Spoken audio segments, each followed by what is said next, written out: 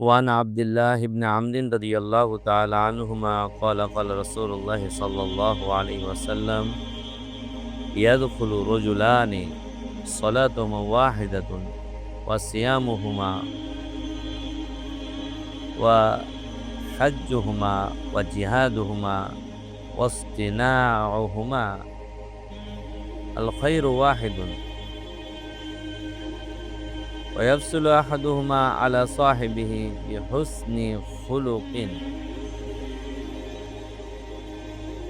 بحسن خلقه بدرجة كما بين المشرق والمغرب। হযরত আব্দুল্লাহ ইবনে আমর রাদিয়াল্লাহু তাআলা আনহু থেকে বর্ণিত, রাসূলুল্লাহ সাল্লাল্লাহু আলাইহি ওয়াসাল্লাম ইরশাদ করেন, এমন দুই ব্যক্তি জান্নাতে প্রবেশ করবে যাদের নামাজ, রোজা, হজ ও অন্যান্য নেক আমল সমান। যাদের নামাজ, রোজা, হজ ও অন্যান্য নেক আমল সমান, কিন্তু উত্তম চরিত্রের কারণে একজন অপরজনের তুলনায় মর্যাদার দিক থেকে আসমান আর জমিনের মতো দূরত্বে অবস্থান করে। সবার আমল কিন্তু একরকম। এই ব্যক্তি যেহেতু কত রাকাত নামাজ পড়ছে সারা জীবনে, ওই ব্যক্তি দ্বিতীয় ব্যক্তি একই নামাজ পড়ছে। প্রথম ব্যক্তি যে কত রোজা রাখছে, দ্বিতীয় ব্যক্তি ওই কটে রোজা রাখছে। প্রথম ব্যক্তি যে কতবার হজ করছে, উমরা করছে, দ্বিতীয় ব্যক্তি কি ওই পরিমাণে হজ উমরা করছে। কিন্তু প্রথম ব্যক্তির চাইতে দ্বিতীয় ব্যক্তির আখলাকটা সুন্দর। কি সুন্দর! এই সুন্দর আখলাকের কারণে এই উভয়ের মাঝে জান্নাতের কি হবে? আসমান আর জমিন পরিমাণ কি হবে? পার্থক্য হবে। কি পরিমাণ? অর্থাৎ তার জান্নাতে, প্রথম ব্যক্তির জান্নাতে যেতে অনেক সুন্দর আখলাক, যা তার অনেক গুণ, হাজার গুণ উঁচু তার নিয়ামত হবে, জান্নাতের মর্যাদা হবে, সৌন্দর্য হবে। তো বোঝা গেল যে নামাজ, রোজা, হজ, যাকাতের চাইতেও সুন্দর আখলাকের নেকি এবং মর্যাদা অনেক বেশি। অন্য হাদিসের মধ্যে আছে, আল্লাহ নবী সাল্লাল্লাহু আলাইহি ওয়াসাল্লাম বলেন যে, আমি কি তোমাদেরকে এমন একটি নেক আমলের কথা বলবো যা মিজানের পাল্লায় সবচেয়ে ভারী হবে? মিজানের পাল্লায় কি হবে? সবচেয়ে ভারী। সাহাবায়ে বলে, কি হ্যাঁ ইয়া রাসূলুল্লাহ, অবশ্যই বলে দিন। রাসূল সাল্লাল্লাহু আলাইহি ওয়াসাল্লাম বললেন, সেটা হলো সুন্দর আখলাক। সুন্দর আখলাক। এই আখলাকের ব্যাপারে দেখো আমরা সবাই খুব উদাসীন। তেমনি হাদিসের মধ্যে আছে যে, তোমরা কি গরিবকে সবচেয়ে বেশি, তোমরা কি বলতে পারো যে আমার উম্মতের মধ্যে গরিবকে, সবচেয়ে গরিবকে? সাহাবায়ে কেরাম বললেন, যার তো বাড়ি ঘর নাই, টাকা পয়সা নাই, জামা কাপড় নাই, সেই তো সবচেয়ে গরিব। এই বললো না, আমার উম্মতের মধ্যে গরিব হলো ওই ব্যক্তি সবচেয়ে গরিব যে নাকি কাল কিয়ামতের ময়দানে পাহাড় পরিমাণ নেকি নিয়ে উঠবে। কি হবে?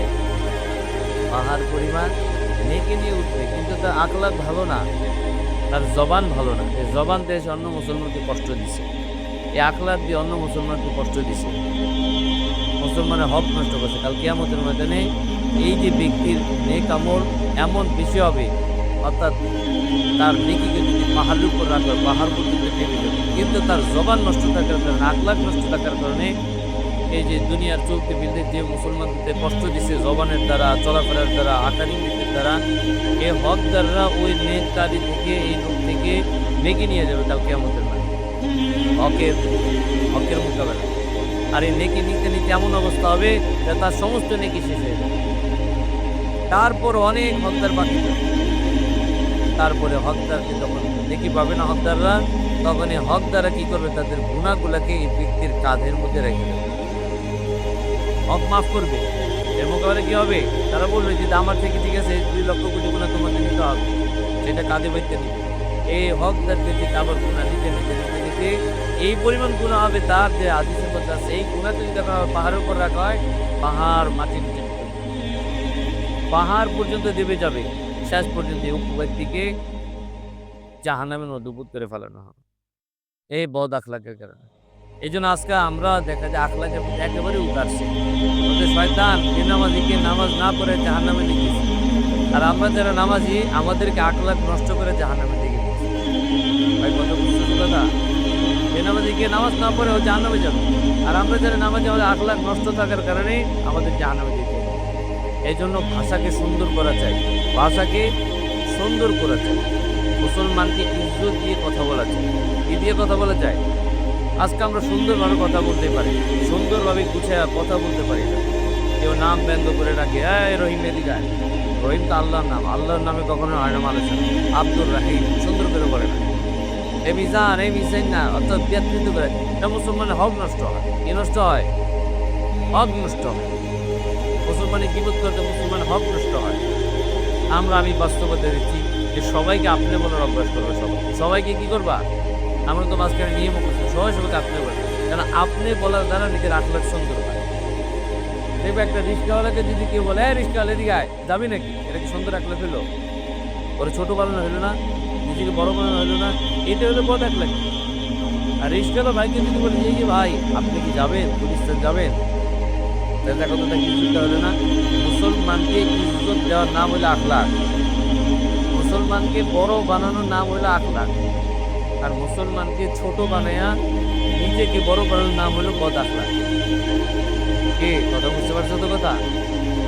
হ্যাঁ, অন্য হাদিসের মধ্যে আছে, আল্লাহ নবী বলেন, আল খালকু ইয়ালুল্লাহ, সমস্ত সৃষ্টিজীব আল্লাহ তাআলার পরিবার। সমস্ত সৃষ্টিজীব আল্লাহ তাআলার পরিবার।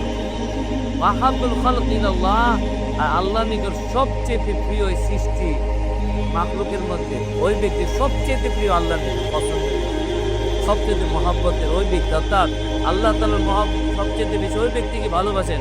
মান আহসানা ইলা আয়ালি, যে তার পরিবারের নিকট ইহসান করে, দয়া করে, পরিবারকে রহম করে, পরিবারকে ইজ্জত দেয়, পরিবার উপকার করে, তার সৃষ্টিজীবকে উপকার করে, এই মানুষদের উপকার করে, মানুষদেরকে ইজ্জত দেয়, মানুষদেরকে ভালোবাসে।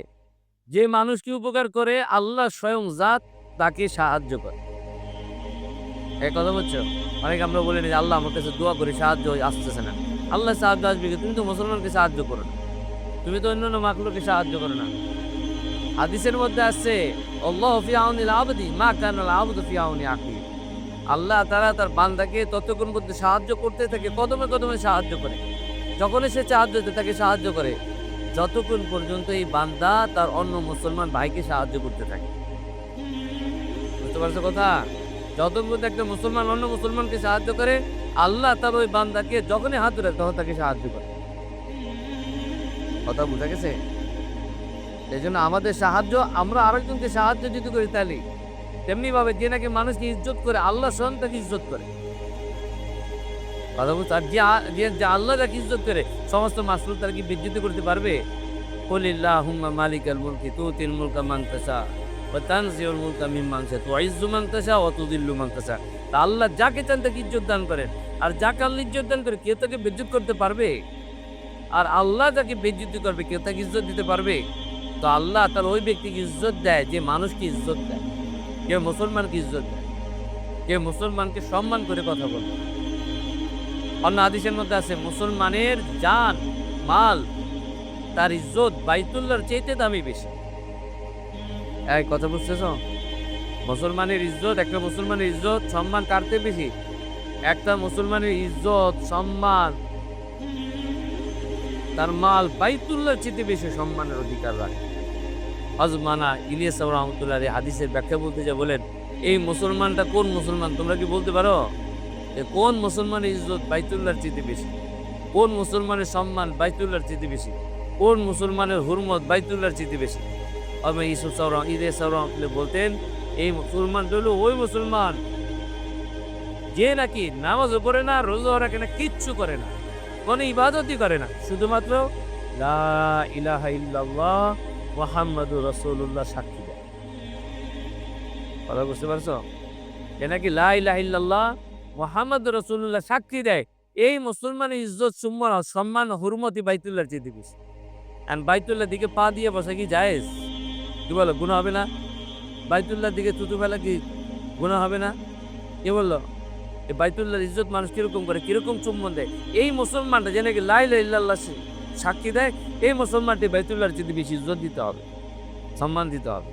তাহলে তুমি মুসলমান, তাহলে তুমি ইমানদার, তাহলে তুমি জান্নাত। কথা কি বুঝতে পারছো? হ্যাঁ? আর যে মুসলমানকে লাঞ্ছিত করে, মুসলমানকে বেইজ্জতি করে, আল্লাহ তাকে ঘরের মধ্যে রাইখা হইলে আল্লাহ বেইজ্জতি করবে। তার কাছে সমস্ত ইজ্জতের সামান আছে, অর্থাৎ ধরো তার কাছে সম্পদ আছে, টাকা পয়সা আছে, ক্ষমতা আছে, ডিগ্রি আছে, কিন্তু সে মুসলমানকে বেইজ্জতি করছে কোনো মুসলমানকে অন্যায়ভাবে। এই বেইজ্জতির শাস্তি হিসেবে আল্লাহ একদিন না একদিন মৃত্যুর আগটা হইলে তাকে ঘরের মধ্যে বসে আল্লাহ বেইজ্জতি করবে। ইজ্জতের সামানের মধ্যে রাইখা আল্লাহ তাকে বেইজ্জতি করবে। বুঝতে পারছো কথা? এই জন্য মুসলমানকে ইজ্জত দেওয়ার নাম হচ্ছে দিন, মুসলমানকে ভালোবাসার নাম দিন। পারবো তো ইনশাল্লাহ আমরা? কি বলো? এই জন্য সবাইকে আপনি করে বলতে পারবো ইনশাল্লাহ। মুসলমানকে সালাম বেশি বেশি পারবো তো? আজকে তো মানুষ সালাম দিতে চায়। আব্দুল্লাহ ইবনে ওমর রাদিয়াল্লাহু তাআলা তিনি কত বড় মুহাদ্দিসিন ছিল জানো? সাহাবাদের জামানায় খোলাফায়ে রাশিদের পর তিনি সবচেয়ে বড় আলেমে দ্বীন ছিল, মুহাদ্দিস ছিল এবং বুজুর্গ সাহাবা ছিল। আব্দুল্লাহ ইবনে ওমর বড় হাদিস দেখবো ভরা, সমস্ত হাদিসের কিতাবের মধ্যে তিনি অনেক হাদিস বর্ণনা করছে আল্লাহ নবী থেকে। তিনি একসময় বাজারে যাচ্ছিল। কোথায় যাচ্ছিল? এই বাজারে যাচ্ছিল, এক লোক মসজিদে বসে, জিজ্ঞেস হুজুর কোথায় যাচ্ছেন? বলছে ভাই বাজারে যাচ্ছি। তো বলতেছে, ওই লোক বলতেছে মুসলমান, যে হুজুর আপনি তো বাজারে যায় কিছু কেনাকাটা করেন না, খামাখাই ঘোরাঘুরি করেন, বরং এর চাইতে বেশি আপনি আমাকে ভালো হয়, এর চাইতে ভালো আপনি আমাকে আমাকে একটু বসে আমাকে যদি কিছু একটু এলেম শিখান, তাই আরো ভালো হয় না? আব্দুল্লাহ ইবনে ওমর রাদিয়াল্লাহু তাআলা বলতেছিল যে তুমি খামাখা মনে করছো মিয়া, আমি বাজারে যাই মুসলমানদেরকে সালাম দেওয়ার জন্য। সুবহানাল্লাহ বলি। মুসলমানদের কি দেওয়ার জন্য? সালাম দেওয়ার জন্য। যে মুসলমানরা বাজারে আছে সবাইকে সালাম, আসসালামু আলাইকুম রাহমাতুল্লাহ, আসসালামু আলাইকুম রাহমাতুল্লাহ, আসসালামু আলাইকুম রাহমাতুল্লাহ। শোনো, যে বেশি বেশি সালাম দেয় আল্লাহ তার অন্তর থেকে অহংকারকে দূর করে দেয়। যে হাদিসের মধ্যে যে বেশি বেশি সালাম দেয় আল্লাহ তাআলা এই বান্দাকে বেশি ভালোবাসে। আর বেশি বেশি সালাম দিতে জান্নাতীদের সিফত, তাদের সিফত। হযরত আয়েশা কি বলে, হযরত ফাতেমা রাদিয়াল্লাহু তাআলা আনহা তিনি বলতেন, আমি সবসময় চেষ্টা করতাম আব্বাজান হযরত হুজুর সাল্লাল্লাহু আলাইহি ওয়াসাল্লামকে আগে সালাম দেওয়ার জন্য, কিন্তু আমি আমার জীবনে এক থেকে কয়েকবার আমি মাত্র আগে সালাম দিতাম, তাছাড়া সারা জীবনে হুজুর সাল্লাল্লাহু আলাইহি ওয়াসাল্লাম আগে আমাকে সালাম দিয়ে দিত। কি বলে, সালাম দিব তো ইনশাআল্লাহ। মাঝের মধ্যে ছাত্ররা দেখা যাচ্ছে উস্তাদকে সালাম দেয়, কেন? ছাত্র ভাইকে সালাম দাও, ছোটদেরকে সালাম দাও, বড়দেরকে সালাম দাও। অন্য হাদিসের মধ্যে আল্লাহ নবী বলেন, এই মুসলমানরা, তোমরা ওই পর্যন্ত জান্নাতে যেতে পারবে না যে পর্যন্ত তোমরা পরিপূর্ণ মুসলমান না হইবা। আর ওই পর্যন্ত তোমরা পরিপূর্ণ মুসলমান হইতে পারবে না যত পর্যন্ত তোমরা এক মুসলমান আরেক মুসলমানকে ভালো না বাসবা। আর আমি কি তোমাকে এমন একটা আমলের কথা তোমাদের বলে দিব যে আমলটা করলে তোমরা একে অপরের দিলের মধ্যে আল্লাহ ভালোবাসা ঢুকে দেবে। একে মুসলমানের তোমাদের দিলের মধ্যে, এক মুসলমানের দিলে অন্য মুসলমানের ভালোবাসা ঢুকে। আমি কি এমন একটা আমলের কথা তোমাদেরকে বলে দিব? সাহাবায়ে কেরাম আল্লাহ নবী জিজ্ঞেস করছেন, তারপরে বললেন আল্লাহ নবী যে তোমরা বেশি বেশি করে সালাম দাও। কি দাও? এই সালাম পরস্পর দেওয়ার দ্বারা আপসের দুশ্মনী খতম হয়ে যায়। এই সালাম দেওয়ার দ্বারা যাকে সালাম দিবার তার দিলের মধ্যে তোমার মহব্বত আল্লাহ দিয়ে দিবে। মানুষ ভাবে আমি সালাম নিব, এটা একটা বোকামানি। সালাম নেওয়ার চেয়ে দেওয়া, সালাম দিলে নেকি বেশি, সালাম নিলে নেকি কম, কিন্তু সালাম নেওয়া কিন্তু ওয়াজিব, সালাম দেওয়া হইলো সুন্নাত। বুঝতে পারছো কথা? এই জন্য কি বলে সালাম দিব তো ইনশাআল্লাহ। সাহাবায়ে কেরাম রাদিয়াল্লাহু তাআলা এমন ভাবে সালাম দিত, হয়তো সাহাবার মধ্যে আছে একটা গাছ, এই গাছের এই পাশে দেখা হয়েছে সালাম দেয়, আসসালামু আলাইকুম রাহমাতুল্লাহ। আবার গাছটা আবার ওই পাশে গেছে, মানে গাছটা অন্তরাল হয়েছে, মানুষটা আবার গাছ থেকে পাশ থেকে বেরিয়েছে, আবার দেয় আসসালামু আলাইকুম রাহমাতুল্লাহ। এই জন্য আল্লাহ তাআলা স্বয়ং নিজে জান্নাতে মুসলমানদেরকে, নেককার বান্দাদেরকে সালাম দিবে, সালামুন কওলাম মির রাব্বির রহিম। আল্লাহর পক্ষ থেকে বান্দাদেরকে সালাম দিবে। এই জন্য সে সালাম দিবে তো ইনশাআল্লাহ। এগুলো মনে থাকবে তো? আল্লাহ তাআলা আমাদেরকে আমল করার তৌফিক দান করুন।